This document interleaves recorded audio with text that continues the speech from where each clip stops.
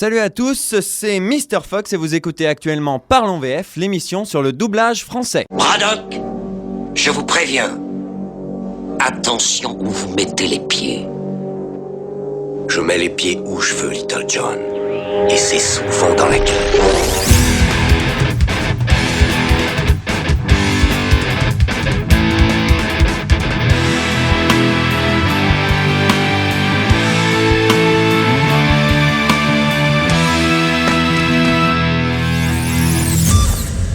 Et aujourd'hui, nous allons parler de Django Unchained, le dernier film de Quentin Tarantino, qui est sorti dans nos salles obscures le 19 janvier dernier. L'action prend place aux États-Unis, à l'époque où la traite des Noirs battait son plein. Le film nous conte l'histoire de Django, un esclave libéré par un chasseur de primes, le docteur King Schultz. Celui-ci veut retrouver la trace de 3 meurtriers dont seul Django connaît les visages. Mais Django, de son côté, n'a qu'une seule idée en tête, retrouver sa femme, Brumilda, vendue à un négrier dans le Mississippi, un certain Calvin Candy. Vous tuez des gens et on vous récompense. Plus ils sont pourris, plus la récompense est grande. Je cherche les frères Brittle. Je saurais les reconnaître. Ils ont vendu ma femme. À qui, je sais pas. Si tu m'aides à les trouver, je te rends ta liberté et je t'emmène sauver ta femme. On va où alors? C'est quoi ton nom? Django. Avec un D. Alors, attaquons-nous à la version française de Django Unchained. Une version française un peu particulière, qui déroute et qui pose énormément de questions. Cette chronique aura moins d'extraits que d'habitude, mais il y a quand même beaucoup de choses à dire. Elle a été enregistrée au studio de Saint-Ouen, dont j'avais déjà parlé dans ma chronique sur The Social Network. L'adaptation est signée Pierre Arson et la direction artistique est signée Michel Derain.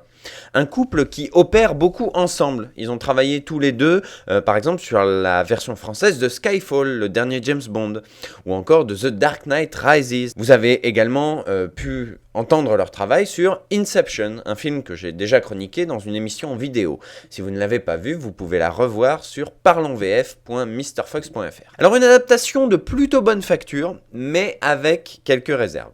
Quelques choix qui parfois surprennent, voire perturbent. Le choix le plus bizarre est visible dès la bande-annonce.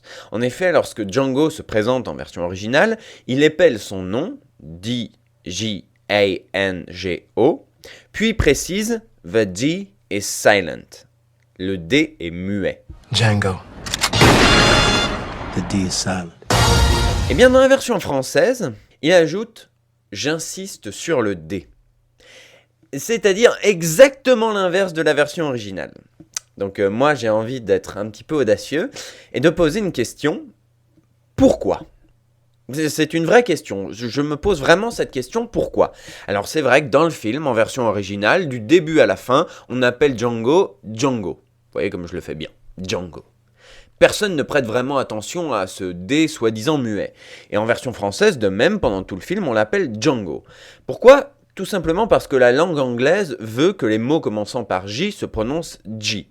Par exemple, si en France on prononce bien Jean Valjean, on prononce également Johnny Hallyday. Vous n'avez jamais entendu parler de Johnny Hallyday.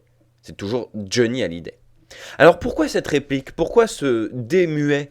Eh bien, il s'agit en fait d'une référence au film Django de 1966. Il y a donc fort à parier que Pierre Arson, ou bien n'avait pas la référence nécessaire, ne savait pas que c'était une référence, ou bien a décidé volontairement de la passer à la trappe, en pensant que personne d'autre que lui ne comprendrait la référence. Un choix donc dans les deux cas bien contestable. Si la réplique originale est bel et bien le D est muet, il n'y a aucune raison de le changer en version française. Adaptateur qui m'écoutez, ce n'est pas parce qu'une réplique vous semble absurde ou parce que vous n'avez pas la référence pour la comprendre que vous devez la changer. Le D est muet et doit le rester. Des bizarreries de traduction, il y en a quelques-unes dans le film. Mais dans l'ensemble, l'adaptation reste très correcte. Ce qui fait la force des films de Quentin Tarantino, ce sont ses dialogues ciselés avec talent. Eh bien, ces dialogues sont très bien retranscrits en version française. Parlons maintenant des comédiens, et c'est là que le bas blesse. Le casting du film, en version originale, est assez somptueux. Nous avons Jamie Foxx dans le rôle titre, Jamie Foxx que vous avez pu voir dans Miami Vice, ou encore dans le biopic de Ray Charles, Ray. Nous avons également Christoph Waltz dans le rôle du Dr Schultz. Christoph Waltz, comédien autrichien que nous avons tous découvert dans Inglourious Basterds et qui a récemment joué dans Carnage de Roman Polanski. Sont également présents Leonardo DiCaprio, Samuel L. Jackson ou encore Kerry Washington. Et dans ce casting 3 étoiles, aucun comédien, je dis bien aucun, n'a sa voix française habituelle. Jamie Foxx n'est pas doublé par ses voix françaises d'usage, mais par Jean-Baptiste Anoumon. Christoph Waltz ne s'est pas doublé lui-même, comme il l'avait fait dans Inglourious Basterds. Leonardo DiCaprio n'est pas doublé par Damien Viteka, qui l'a doublé pendant 15 ans, mais par Damien Ferrette, qui l'a doublé dans Inception et J. Edgar. Et enfin, Samuel L. Jackson n'est pas doublé par Thierry Desroses, qui est sa voix française depuis... toujours. Donc un casting français qui devrait outrer tous les fans de doublage, et même les non-fans, comme vous peut-être, qui appréciez juste les films devant votre télé, et qui aimaient bien écouter les acteurs américains parler avec la voix qu'ils ont toujours eue. Vous aussi, vous êtes peut-être outrés, et vous avez parfaitement raison d'être outrés. Alors comment expliquer que cette version française soit excellente ? Ce doublage me pose un véritable cas de conscience en tant que chroniqueur fan de doublage. D'un côté, je suis très déçu de ne pas entendre les voix habituelles de mes comédiens préférés. Je déteste qu'on change un comédien sur un acteur américain. Par exemple, en apprenant que Thierry Desroses ne doublerait pas Samuel L. Jackson, j'ai été outré. Et pourtant, j'ai apprécié chaque comédien présent dans cette version française. Par exemple, Jamie Foxx. Ses voix habituelles sont Julien Kramer, qui l'a doublé dans Ray et dans Miami Vice, où il était excellent, et Lucien Jean-Baptiste, qui l'a doublé dans des comédies récentes comme Valentine's Day. Dans Django Unchained, il est doublé par Jean-Baptiste Anoumon, un comédien dont jusqu'à maintenant, je suis désolé, je n'avais jamais entendu parler. Vous avez pu l'entendre récemment dans un petit rôle dans Captain America, dans Cosmopolis, ou encore dans le rôle titre du film Chronicle. Il est très bon. Il est très bon. Certes, ce n'est pas sa voix habituelle, mais personnellement, je ne suis pas assez attaché à Julien Kramer pour être véritablement outré. Je trouve Monsieur Anoumon excellent. Il a complètement pris sa place dans le comédien, dans le personnage, il sait où il va, il sait ce qu'il fait, et il le fait bien. Je suivrai avec attention les prochains films de Jamie Foxx pour savoir si Monsieur Anoumon va continuer à le doubler. Parlons maintenant de Christoph Waltz, qui interprète le Dr Schultz. Depuis qu'il a été découvert dans Inglourious Basterds, il n'a pas fait énormément de films. D'ailleurs, si vous voulez, on peut les compter. The Green Hornet, De l'eau pour les éléphants, Carnage et Les Trois Mousquetaires. Et dans ces 4 films, il n'a jamais été doublé par le même comédien. Je ne vais pas vous citer tous les noms, mais le comédien changeait à chaque fois. Dans Django Unchained, c'est une nouvelle voix qu'on entend, celle de Pierre-François Pistorio. Un comédien que vous avez peut-être déjà entendu. Il a été la voix française d'Antonio Banderas dans plusieurs de ses films, dont Le Masque de Zorro. Il était également la voix de Che Guevara dans le biopic du même nom, sorti en 2008. C'est pour moi la révélation de cette version française. Au bout d'à peine quelques minutes, j'avais oublié son existence, je n'entendais que Christoph Waltz. Pierre-François Pistorio reproduit chaque mimique vocale de l'acteur, sa prononciation si particulière, si autrichienne, cette manière de marquer des pauses là où il ne faudrait mettre que des liaisons, par exemple de dire un allemand au lieu de un allemand. Il réussit à faire tout ça sans jamais le caricaturer, comme je viens de le faire avec Outrecuidance. Il retranscrit à merveille le personnage et ses monologues, mais ses monologues sont particulièrement bien interprétés. Mais je vous laisse juge, nous allons écouter une petite scène du film où Django discute avec le Dr Schultz, d'abord en version originale et ensuite en version française. You mind telling me what the hell you doing? I confirmed that Brunhilde is at Candyland. You sure it's her? He didn't call her by name, but she's a young lady with marks on her back and speaks German. Now, while it's not wise to assume in this instance, I think it's pretty safe. Point being, don't get so carried away with your retribution. You lose sight of why we're here. You think I lost sight of that? Yes, I do. Stop antagonizing Candy. I'm not antagonizing. I'm intriguing him. Ça vous ennuierait de me dire ce que vous fichez? Brunhilde est à Candyland. Vous êtes sûr que c'est elle? Sans la nommer, il m'a dit qu'il s'agit d'une jeune femme au dos fouetté qui parle allemand. Ouais. S'il faut en général se garder d'être optimiste dans ce cas-ci, On peut l'être raisonnablement. Autrement dit, ne te laisse pas emporter par ton désir de vengeance. Tu perds de vue le but de notre visite. Moi, je perds ça de vue.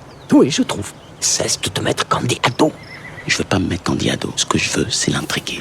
Voilà, je suppose que comme moi, vous avez trouvé très juste cette interprétation. J'espère de tout mon cœur que Pierre-François Pistorio continuera de doubler Christophe Waltz dans ses futurs films. Parlons maintenant de Leonardo DiCaprio. Ah, le sujet qui fâche. Pendant 15 ans, de Titanic à Aviator, de Arrête-moi si tu peux à Shutter Island, il a toujours été doublé par Damien Viteka. Et à l'occasion du blockbuster Inception, il a été remplacé par Damien Ferrette. J'avais déjà parlé du cas Inception dans la vidéo évoquée en début d'émission, et dans cette chronique j'avais exprimé mon ressenti. C'est vrai que c'est déroutant d'entendre une autre voix que celle qu'on a toujours entendue. C'est vrai, c'est pénible.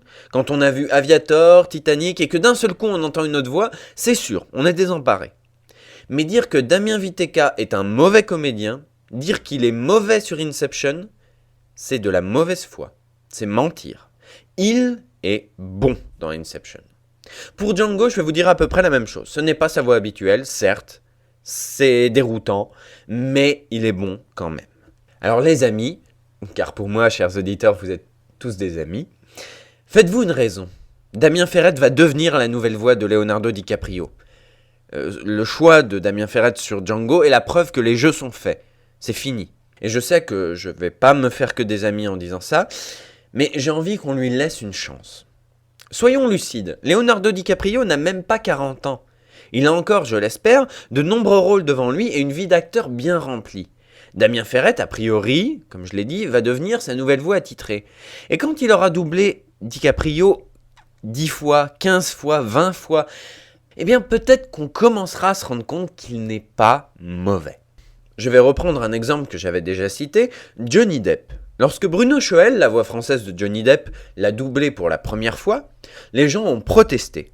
Oui, qu'est-ce que c'est que cette voix d'adolescent, c'est un scandale. Mais aujourd'hui, pourriez-vous imaginer une autre voix que celle de Bruno Choel ? Non, il est maintenant attaché à Johnny Depp. Il l'a même doublé sur le film d'animation Rango. Habituellement, pour un film d'animation, on appelle plutôt les stars françaises du moment. Mais là, on a appelé Bruno Choel. Pourquoi ? Parce que c'était Johnny Depp en VO, qu'il y avait son nom sur l'affiche. Je pense qu'il faut laisser une chance à Damien Ferrette. L'avenir nous dira s'il trouvera sa place ou pas. Et quand bien même, Leonardo DiCaprio pourrait très bien évoluer avec 2 comédiens différents. C'est ce que fait déjà Jamie Foxx. Enfin, je vais terminer avec Samuel L. Jackson. Sa voix française depuis toujours, mais genre toujours, c'est Thierry Desroses. Autant vous dire que quand j'ai appris qu'il ne le doublerait pas sur ce film, mon sang n'a fait qu'un tour. Et pourtant. Samuel L. Jackson est tellement grimé dans ce film. Il est tellement une caricature de l'oncle Benz sur les boîtes de riz, je vais pas trop en dire, mais voilà, je pense que vous avez l'image en tête, qu'on ne le reconnaît quasiment pas. Et du coup, c'est pas grave de ne pas avoir Thierry Desroses, parce que le personnage est tellement à des années-lumière de ce que fait Samuel L. Jackson d'habitude, le personnage est tellement caricatural, il a tellement ce timbre caractéristique du vieux nègre, je suis désolé, c'est le mot employé dans le film, que ce changement de comédien ne choque pas. J'en avais très peur, mais finalement j'ai passé un agréable moment en sa compagnie. T'as dit que tu le connaissais pas. Je le connais pas. Oh que si. Je le connais pas. Pourquoi tu mens? Je dis ce qui est. Pourquoi tu pleures? À cause que vous me faites peur. Pourquoi je te fais peur? À cause que vous faites peur. Voilà, donc pour conclure, je dirais que ce doublage est problématique. Pour moi, il est excellent. On atteint le haut du panier en termes de doublage français. La décennie est jeune, mais à mon sens, c'est un des meilleurs doublages de cette décennie. Pourtant, aucune des voix françaises habituelles des comédiens n'est présente. Du coup, ce doublage pose des questions. Doit-on choisir un comédien en fonction de l'acteur d'origine ou du personnage ? Quelle importance attribuer à l'attachement du public pour un comédien de doublage ? J'ai lu des témoignages sur internet de gens qui n'allaient plus voir les films de DiCaprio parce qu'il n'y avait plus Damien Viteka au casting français. Est-ce qu'on doit vraiment se bloquer sur une position telle que celle-là ? Son absence empêche-t-elle d'apprécier un doublage ? Je n'ai hélas pas de réponse à ces questions. Je vous laisse donc méditer là-dessus. Si vous voulez en parler, une seule adresse, le Facebook de l'émission, facebook.com/parlonsvf. Quant à moi, je vous dis au mois prochain. Et surtout, n'oubliez pas... Je mets les pieds où je veux, Little John. Et c'est souvent dans la gueule.